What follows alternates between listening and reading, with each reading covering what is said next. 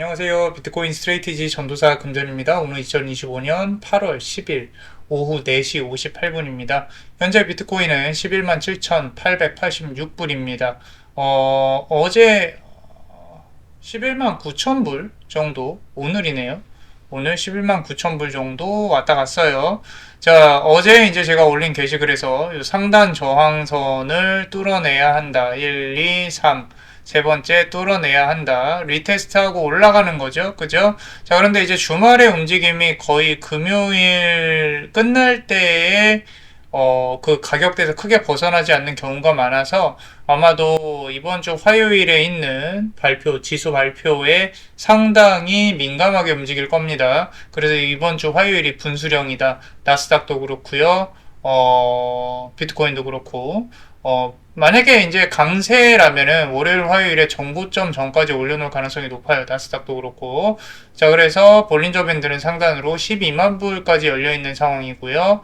엔벨롭 같은 경우는 지금 보시면 12만 8천 불까지 이제 오르기 시작을 하면 조금 이제 긴 장대 항봉 몇 개로 퉁퉁퉁 뚫고 올라가서 병합 구간에 이를 때까지 기다려보는 게 이제 좀 목표고요. 그리고 우리는 MSCR을 많이 하니까 MSCR 관련한 이제 움직임 관련해서는 이제 비트코인 IBIT와 MSCR의 과매수 이제 구간을 조금 파악을 해서 한번 진행을 해보겠다라는 게 지금까지의 전략입니다. 자, 그리고 나스닥 보겠습니다. 나스닥 같은 경우는 이제 엔벨롭을 한 5 정도로 해놓고 볼게요, 일단. 5 정도로 해놓고 보면은 왜 5로 해놓냐? 저는 이제 이 횡보 구간에서 저점과 고점이 어느 정도에 맞닿는지를 봐요. 그래서 이 주식의 변동성이 얼마인지, 얼마나 먹을 수 있는지 보통 계산을 하는데, 나스닥 같은 경우는 이제 고점 예측을 해보자면, 앞으로 한 달, 두 달 정도에 2만 4천 정도 보고 있어요. 또, 이번 달 정도 내에 올라간다고 하면, 그 다음에 이제 여기서 또 아래로 조정이 얼마나 올지를 봐야겠죠.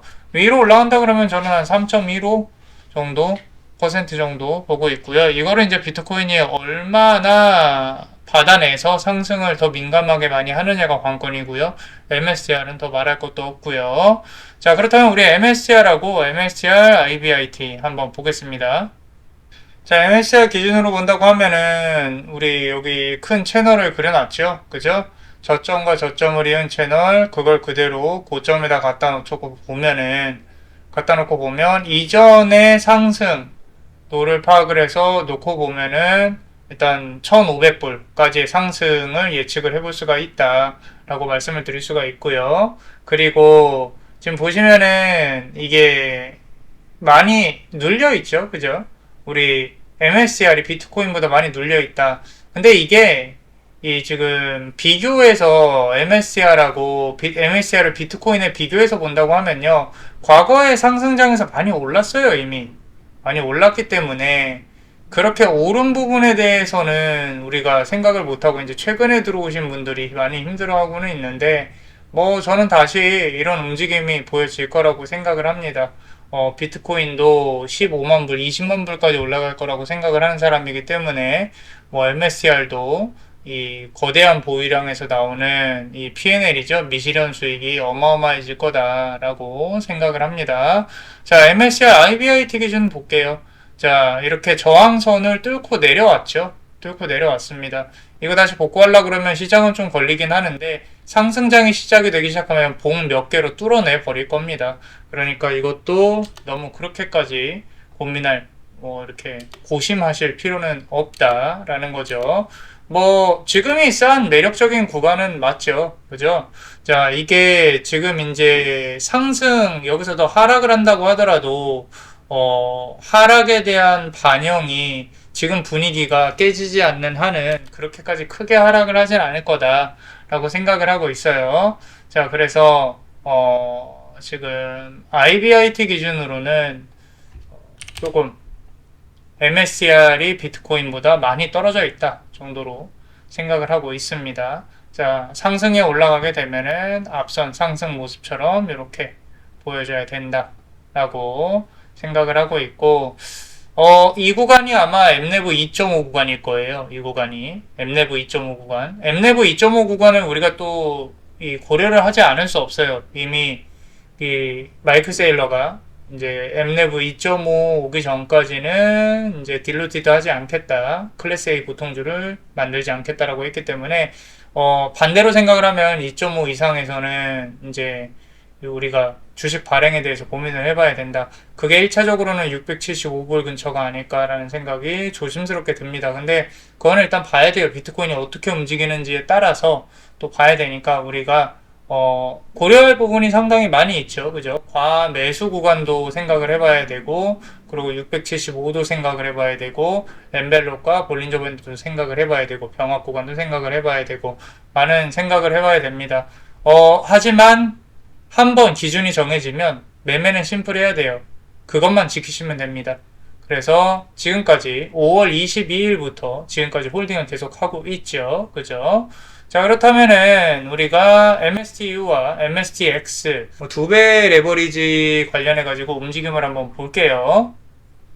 자, 5월 22일 기준으로 본다고 하면은 지금 이 붉은색하고 보라색이 교차하는 지점이 또 맞닿았죠. 그죠? 자, 지금 보시면 감가가 아마도 한 14% 정도 감가가 된 것 같아요. 앉아서 14%를 잃었습니다. 우리 양매수 하시는 분들은. 자, 근데 이제 MSTU에 조금 더 많이 들어가 있기 때문에 뭐 전체 금액은 봐야 되겠지만 조금 더 기다려 봐야 된다. 추세가 터지면은 이 부분은 이제 뭐 신경을 쓰지 않을 정도로 상당히 많은 수익을 얻을 수 있게 될 것이다.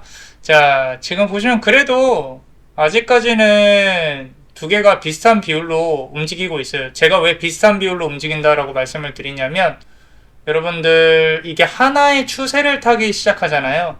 그러면요, 이 MSTG 같이 지금처럼 여기 보시면은 기준점이 여기라고 치면 계속 하락을 하잖아요. 그러면은 작아진 금액이 계속 덜 작아지기 때문에 마이너스 50.62%가 하락을 할 때 얘는 88%가 상승합니다. 거의 두 배의 움직임을 보여줘요. 그러니까 여기서 만약에 7대3으로 들어갔다. 7대3으로 들어갔다. 그럼 여기서는 두 배의 수익을 보고 그 3으로 들어간 건 더 적게 줄어들었을 것이다. 이게 이제 양매수의 힘이죠. 그죠? 자, 그래서 요거는 이제 우리가 겪어보면서 진행을 할 거다. 라고 말씀을 드리고 싶고, 그 다음에 3회짜리 레버리지 한번 보겠습니다. 자, 지금 보시면 3MS랑 SMST를 또 갖고 왔어요. 자, 지금 보시면, 여기도 이제 두 개가 비슷한 구역으로 들어왔습니다. 자, 감가가 상당히 많이 됐어요. 마이너스 25%입니다. 이제는 움직임이 조금 나와줘야 돼요. 나와줘야 되고, 이거 역시 지금 붉은색이 7이 들어갔을 거고, 보라색이 3이 들어갔어요. 맞아요. 붉은색이 이제 레버리지니까. 그래서 뭐 이것도 근데 이제 비슷한 움직임으로 움직이는 거죠. 이렇게 이 레버리지 양매수한테는 이런 어떤 횡보가 쥐약이다. 쥐약이다. 한쪽으로 추세가 터져줘야 이것도 여기 아까 비교했던 부분으로 본다고 하면요. 지금 보시면은 상승의 추세를 한번 탈 때 275% 오를 때 이 친구는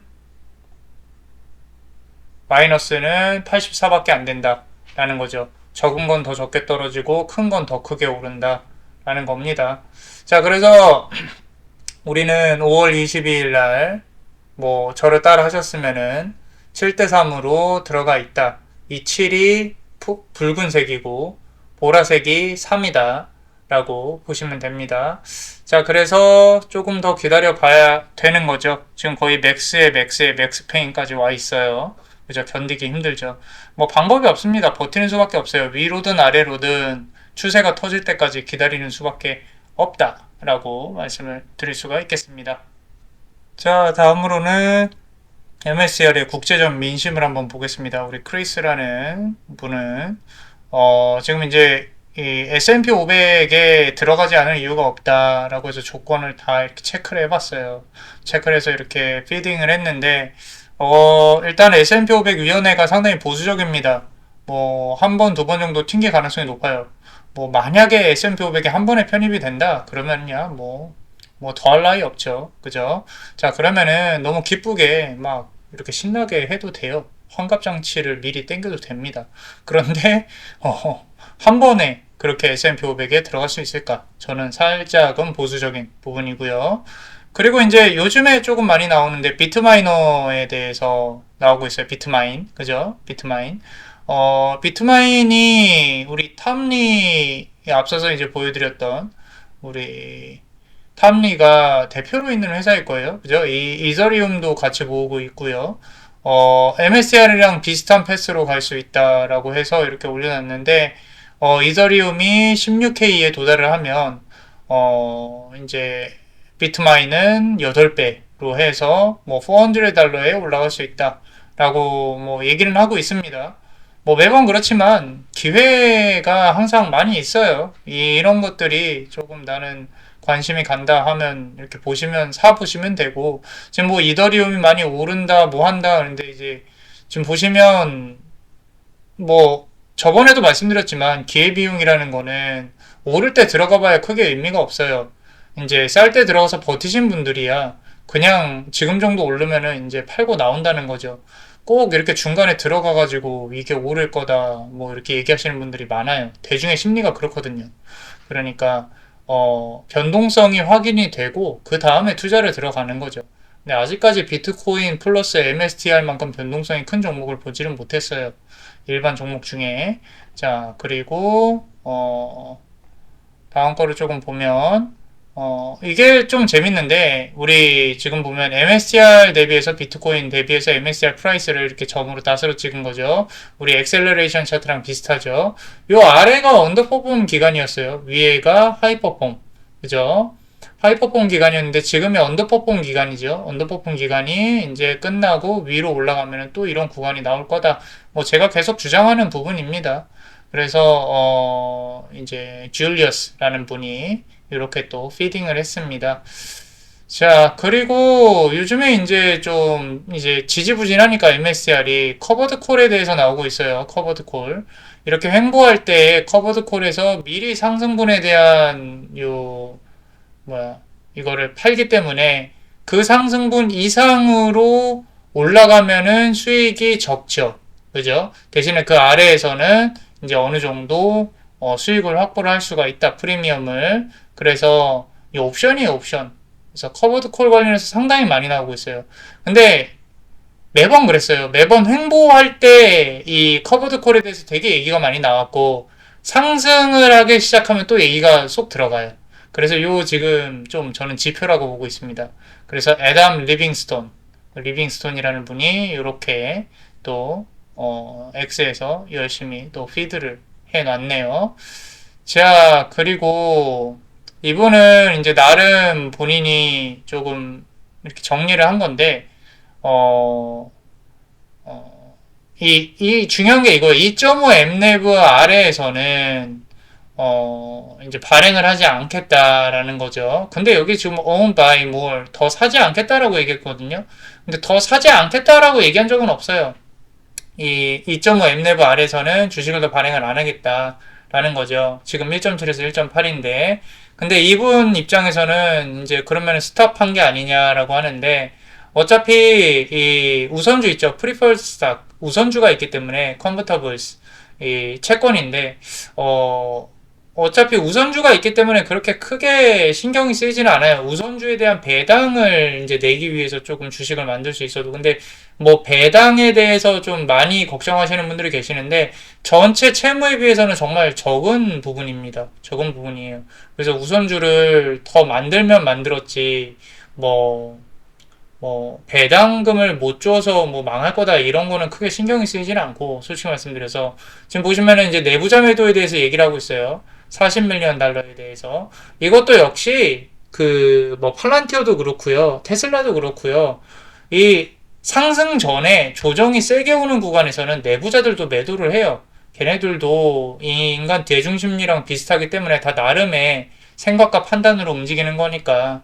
그리고 좀 더 매크로적으로 본다고 하면은 이제 BTC ETF 인플로우가 약해졌다라는 거죠. 혹자들은 이제 그렇게 얘기를 해요. ETF랑 다를 게 없는데 MSCI를 그럼 기관이 왜 사냐라고 말을 하시는 분들도 계시는데, 여러분들 이제 기관에서 원하는 수요는 우선주, 이 ETF, 뭐 보통주 다 다릅니다. 다 달라요. 다르기 때문에 그거는 이제 그 환경을 잘 몰라서 하는 소리예요. 그리고 우리 일반인들이 우선주 많이 사나요? 잘 안 산단 말이에요. 잘 안 사고 대부분은 이 한방을 노리기 때문에 보통주에 많이 몰려 있죠. 그죠? 우리 지금 레버리지 하시는 분들도 되게 적단 말이에요. 적어요.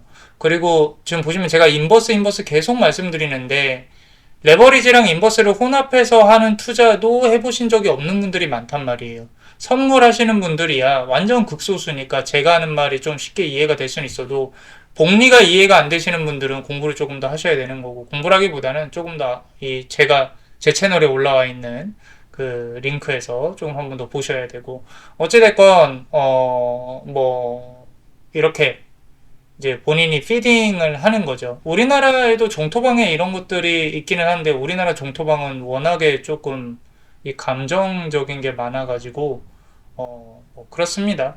자, 그리고 MSCI 보면은 이분은 이제 엘리엇 웨이브 차트죠. 2, 3, 4, 5죠. 그죠? 자, 그래서 5번 다섯 번째 파동으로 본다고 하면은 500불까지를 볼 수가 있다. 1차적으로.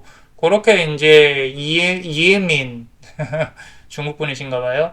자, 그렇게 해서 뭐 이렇게 올려놨습니다. 뭐 엘리엇 파동 이론은 여러 가지 룰이 있는데 이것도 이제 적용시키기 나름이라서, 어찌됐건 이 상승을 우리가 기대를 할 만한 구간에 있지 않나.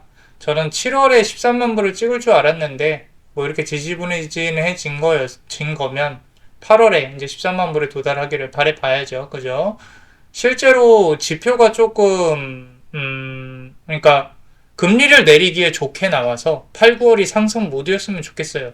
상승 모드였으면 좋겠고, 제 개인적으로는 화요일날 지표가 금리 인하에 그렇게까지 좋게끔 나오진 않을 것 같아요.